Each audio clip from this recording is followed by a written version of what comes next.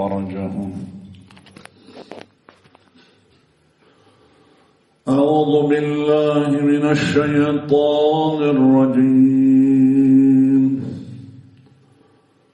بسم الله الرحمن الرحيم.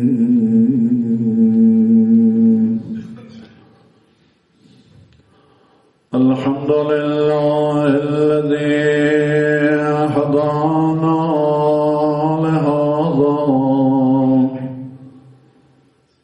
وما كنا لنهتدي لولا أن هدانا الله. ثم خير الصلاة والسلام والتحية والإكرام على أشرف الأنبياء والمرسلين وحبيبنا حبيب الله العالمين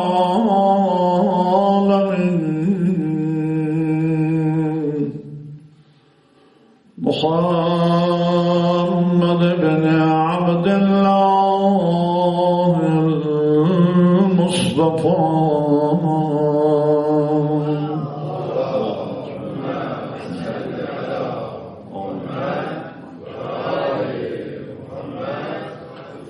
صلى الله عليه وآله وسلم وعلى آله آل الله سيما منتهى النور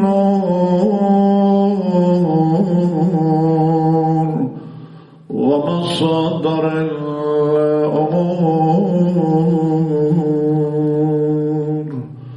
صاحب عدل إلهية وصاحب الدولة الزهراء صاحب العصر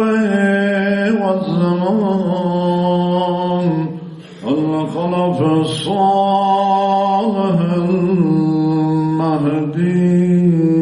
صلوات الله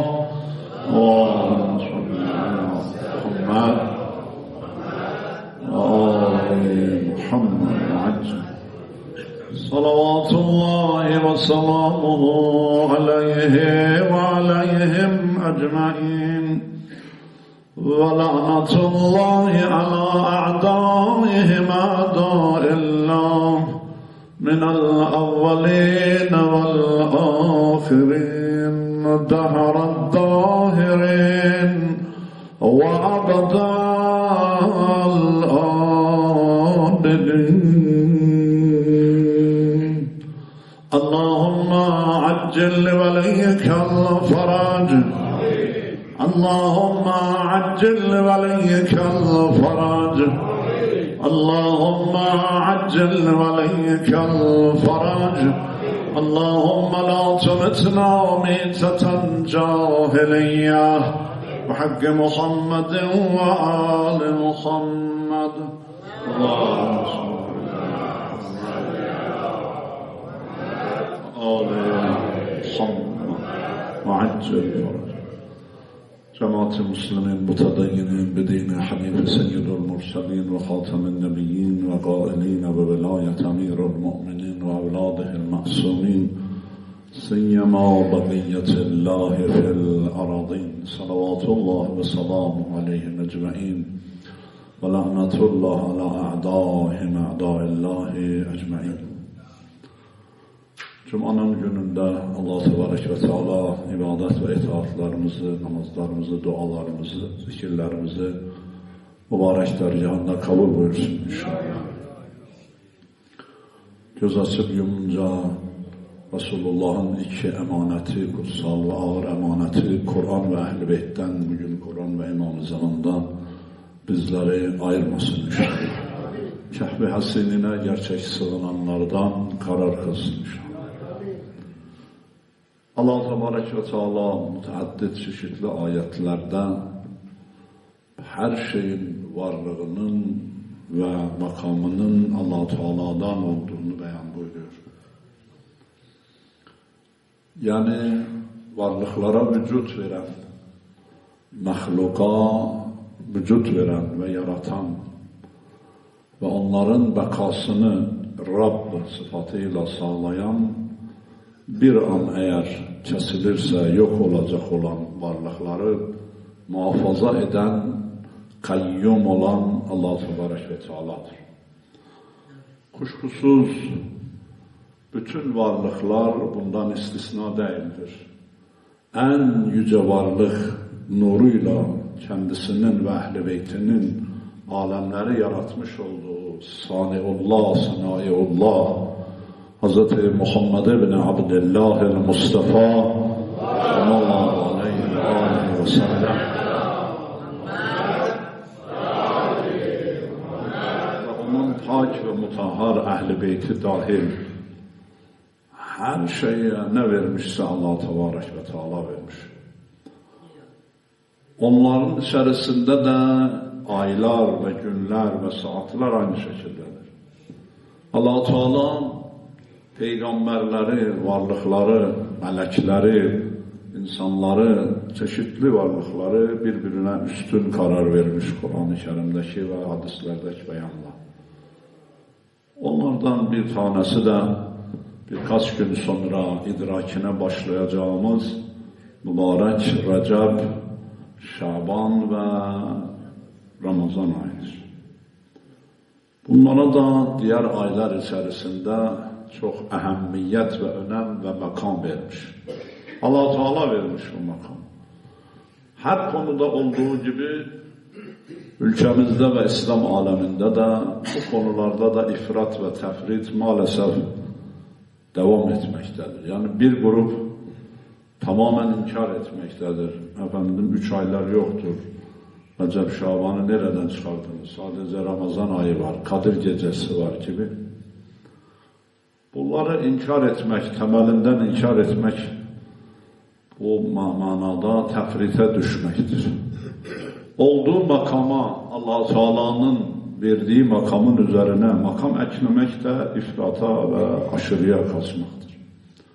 Her şeyde olduğu gibi Mektebi Ehl-i Beyt-i İsmet ve Taharet özellikle itidal ve orta derecededir. Yani Allah'ın, Peygamberin ve Ehl-i Beyt'in buyurduğu ölçüde onlara Allah Teala'nın verdiği makam ve mevki ölçüsünde bu aylar kutsaldır ve yücedir. Birincisi biliyoruz ki birkaç gün sonra derk edeceğimiz mübarek Recep ayıdır. Ki 3 ayı özetleyen kelamında Allah Resulü Hatem-i Enbiya Peygamberimiz Hz. Muhammed ibn Abdullah el-Mustafa buyurmuş. Allahümme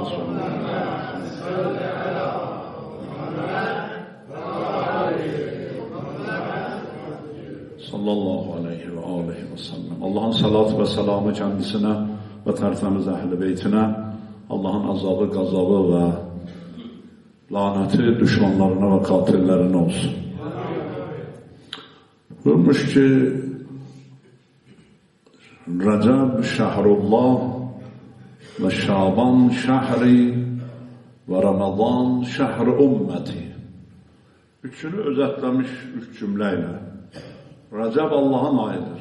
Recep şehrullah. Şehr ay manasındadır. Şehir sizdeki mana dediğim manaya kent veya yerleşim merkezi değil. Arapça şehr, şehr-i Ramazan, Kur'an buyuruyor ya, Ramazan ayı. Şehrullah'tır Recep ayı. Yani birkaç gün sonra derk edeceğimiz ayı tarif ederken Hazret bir cümle buyuruyor, Şehrullah, Allah'ın ayı. Ve Şaban şehri, bu da çok önemli. Ve Şaban'ı Allah Peygamber'e mahsus kılmış buyuruyor. Peygamber ve Şaban şehri, Şaban benim ayımdır. Ve Ramazan, Ramazan ayı şehru ümmeti, Ümmetimin ayıdır. Hala ümmetten maksat biz miyiz? Zannetmiyorum biz olalım. Efendim, zalimler, zulümlerin karşısında susmalar, bir avuç zalimin önünde eğilmeler, bunlar bu ümmet, bu manayla olması biraz zor gözükür. Ümmetten maksat bazı hadislerden anlaşılır ki yani Ehl-i Beytimdir. Bunu da öğrenmiş olalım. Evet. O halde mübarek Ramazan ayı hakkında Allah Resulü sallallahu aleyhi ve sellem ve Ehl-i Beyt-i İsmet ve Taharet birçok hadisler ve ameller buyurmuşlar. Allah Teala Kur'an-ı Kerim'inde ki buyurur hürmetli ayların sayısı Allah Teala'nın gökleri ve yerleri yaratmasından beri 12'dir ve onlardan 4 tanesi erba'atul hurum. Hurum haramın, hürmetin çoğulluğudur. Erba'atul hurum. 4 tanesi hürmetlidir, haram aydır. Hangi aylardır onlar? Efendim? Muharrem bir tanesi. Sefer ayı değil. Sefer ayı haram aylarından değil. Ahsan, biri de Recep'tir. Zilga'da, Zilhacca, 2 hac ayı. Zilga'da ve Zilhacca, Muharrem ve Recep. Allah Teala Kur'an'da buna işaret buyurmuş. Recep ayı hürmetli aydır. Ne demektir hürmetli ay? Allah Resulü sallallahu aleyhi ve sellem buyuruyor.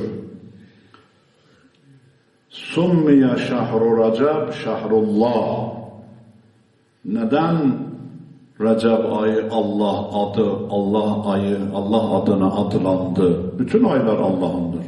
Neden özellikle Recep ayına şehrullah denildi? Allah Resulü sallallahu aleyhi ve sellem beyan buyuruyor. Neden? لَأَنَّ الرَّحْمَةَ عَلَى أُمَّةِ تُصَبُّ sabban fihi. Çünkü ümmet üzerine, insanlık üzerine bu ayda Allah-u Teala'nın rahmeti yoğun bir şekilde yağar. Ashab yoğun, şiddetli manasında. Onun için Allah'ın ayıdır. Allah-u Teala rahmetini insanların üzerine, ümmetin, Müslümanların, müminlerin üzerine ashab çok yoğun bir şekilde yağdırır. Tamam, Allah Teala yağdırır. Acaba tüm kullar bundan faydalanır mı? Efendim? Veya faydalanınca aynı derecede faydalanır mı? Hani diyorlar ya efendim, Allah buyuruyor ki şah damarınızdan biz daha yakınız size. Ne arıyorsunuz daha? Allah şah damarımızdan yakındır. Sen Allah'a yakın mısın? Sen ne kadar yakınsın Allah'a? Sen kul olarak vazifen var Allah'a yakınlaşmak. Allah yakındır. Allah kendisini buyuruyor. Seni söylemiyor ki sen ne kadar yakınsın. Kendisinden bahsediyor Allah Teala orada. Neye benziyor değerli müminler?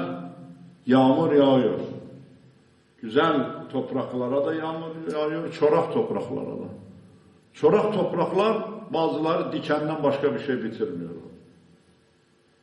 Verimli topraklar ise o rahmetten çimenler, çayırlar, meyveler, yiyecekler her biri birbirinden faydalı besinler, gıdalar veriyor o rahmet yağmuruyla.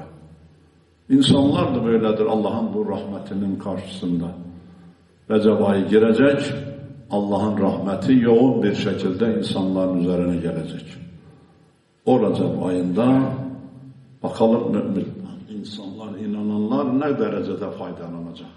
Allah Resulü buyuruyor, neden bu aya Allah şehrullah ayı denildi? Çünkü Allah Teala'nın mübarek rahmeti yoğun bir şekilde ümmetin üzerine yağar. Ve tusabbu sabban fihi ve yuqalul asam. Ve diğer bir ismi de Allah Resulü buyuruyor mübarek Recep ayının asam'dır. لأنه نهي فيه عن القتال المشركين ve huve şehrullahul haram veya şehrul haram. Asam neden? İsmette kökünden. Çünkü haram aydır, nehyedilmiştir, korunmuştur orada. Hatta müşriklerle dahi savaşmak haramdır. Hatta cehalet, cahiliye devresinde savaştıklarında bu aylardan savaşmazlardı.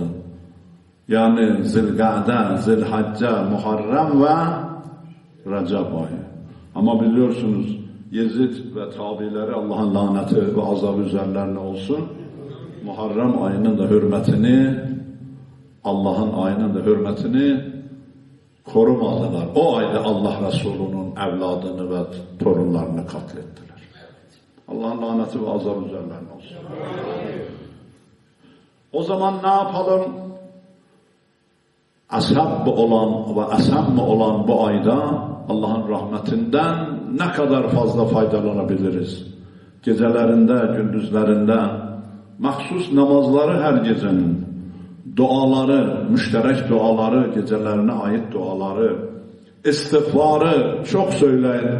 Ehl-i Beyt buyurmuş, Estağfirullah ve atubu ileyh ve Estağfirullah ve es'aluhu tevbe gibi lafızlarla bu ayda çok istiğfar edin.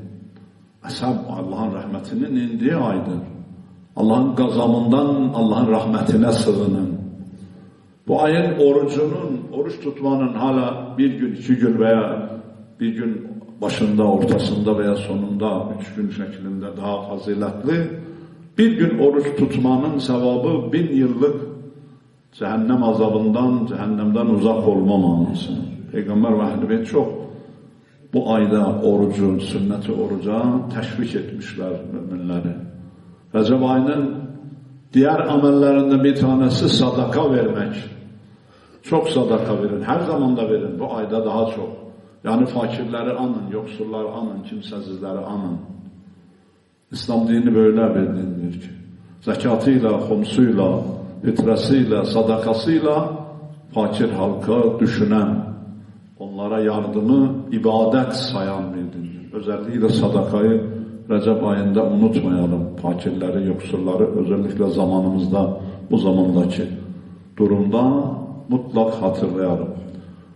Faziletli ameller bu ayda tövbe etmek, istiğfar etmek, Allah'tan mağfiret dilemek, bağışlanmayı dilemek, oruç, ibadetle, zikirle geçirmek bu ay.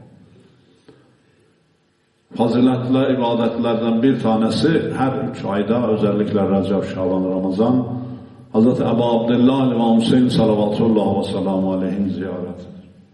Enteresan. Bu ayda da özellikle Recep ayının içerisinde 15'inde Hazretin ziyareti meşhurdur.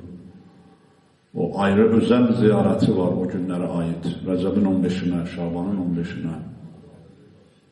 Ve Ramazan'ın içerisinde ihya gecelerinde Hazretin özel ziyaretleri var. Allah görenlere, tekrar görmeyenlere de nasip etsin.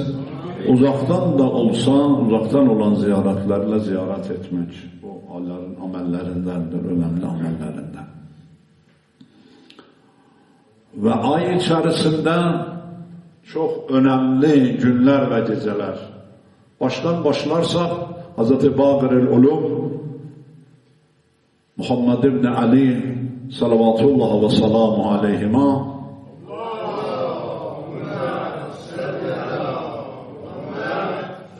Bâgir ilmin nebiyyin minel evveline vel ahirin.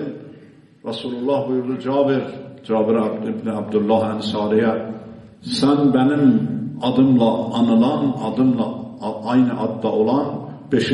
vasif ve Ehl-i Beytimin 5.'si, peygamberlerin ilimlerini yaran Bâgir-i Ulûm'a yetişeceksin. Ona benim selamımı ulaştır. Bâgir ilmin nebiyyin minel evveline vel ahirin.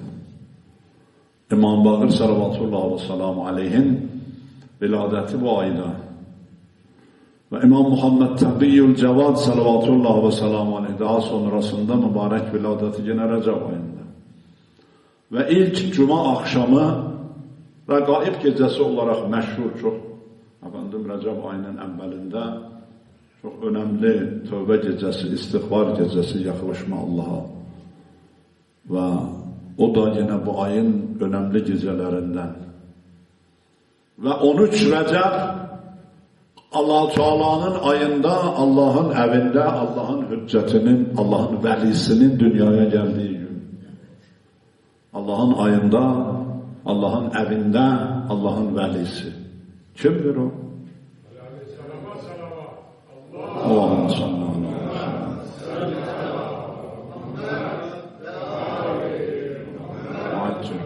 Recep ayı Emir-el Müminin Ali ibn Abi Talib salavatullah ve selamu aleyhimanın Recep ayının 13'ünde Allah'ın ayında dedik. Recep Şehrullah Peygamber buyurdu. Resulullah sallallahu aleyhi ve sellem. Kabe'de, Allah'ın evinde, Allah'ın ayında, Allah'ın velisi, hücceti dünyaya geldi. 13 Recep.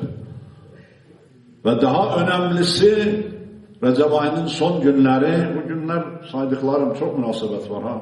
İmam Hüseyin Kazım şehadeti de bu ayda. Salavatullah olsun. En önemlisi Recep ayının sonları 27'si o gündür ki Nur Dağı'nda Hira mağarasında Cebrail geldi. Bismillahirrahmanirrahim. Ekra bismi rabbikellezi halak. Oku Rabbinin adıyla. Hala uydurmalar var ya, ben okumak bilmiyorum, sıktı bir daha sıktı, bir daha sıktı. Ondan sonra bıraktı, kaçtı. Yalan uydurma, efendim, peygamber hakkında iftiralar. Aslında ikranın manası budur ki önceden bu kitap verilmiş buna. Sen o üstünlükleri düşünmediğin için aşağıların efendim, vurarak oraya getirmek istediğin için peygamber bu sözleri uyduruyorsun. Bir kitap verdik, Kelbay Bünyamin'e dedik bunu tut elimde, burada otur. Bir müddet sonra dedik ki Kerbela Bünyamin bu kitabın 20. sayfasını oku. 3 ay sonra dedik 50. sayfasını oku. Kitap verilmiş mi? Neyi okuyacak? Ki Ehl-i Beyt-i İsmet ve Taharet'in buyurduğu budur ki Kur'an'ın 2 çeşit inmesi var. İnzal ve nuzul. Topyekün Loh-mu Mahfuz'dan Peygamber Ekrem'in nur yaratılışına ve kalbine bu 1. iniş şeklidir. Öyle değil ki kafirler de müşrikler de o ayet inince haberdar olurdu peygamberler. Ne farkı vardı? Bir de dünya semasına, o Loh-u Mahfuz'dan Resulullah'ın yüce kalbine nur yaratılışına inen. Bir de dünya semasına yani Hira'da, Nur Dağı'da ikra ile başlayan bölüm bölüm bu Kur'an'ın indirilmesi. Onun başlangıcı Meb'as-ı Resulullah Hazreti Resul-i Ekrem Muhammed ibn Abdullah el-Mustafa sallallahu aleyhi ve sellemin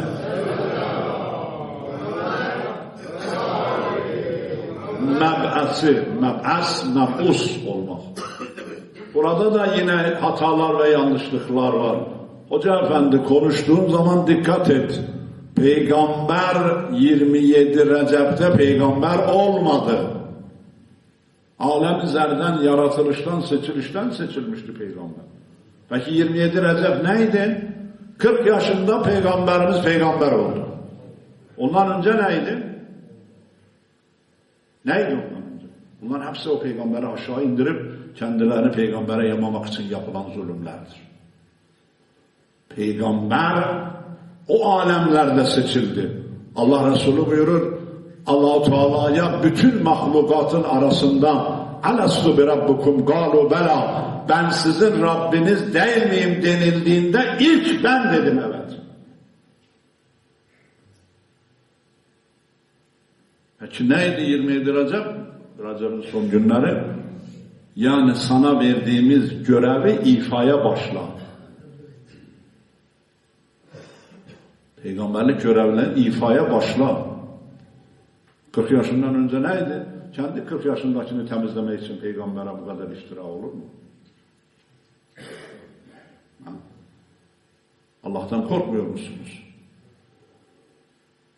Daha sonra gidecek, haşa neuzubillah peygamber kendi peygamberliğini bilmeyecek, Varaka, vahiy uzmanı olacak, haşa Hazreti Hatice götürecek Varaka'ya, o yavaş yavaş inandıracak peygamberin peygamber olduğunu. Yazıklar olsun bu ümmete. Onun için diyorum o ümmet olabilir mi? Efendim ve Ramazan şehri ümmeti buyurduğunda. Hangi ümmet?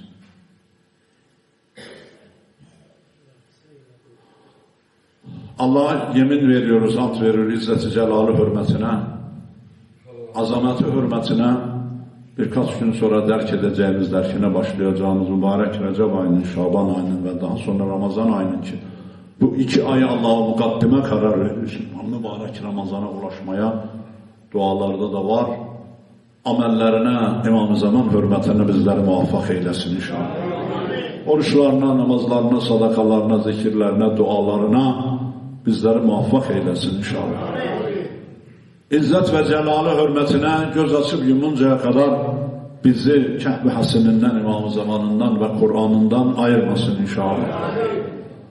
Euzu billahi mineşşeytanirracim. Bismillahirrahmanirrahim. Vel asr innel insane lefî khusr illellezîne âmenû ve amilussâlihâti ve tevâsav bil hakkı ve tevâsav bis sabr. Sadakallahul aliyyul azim. Salavat ver Muhammed aleyhi.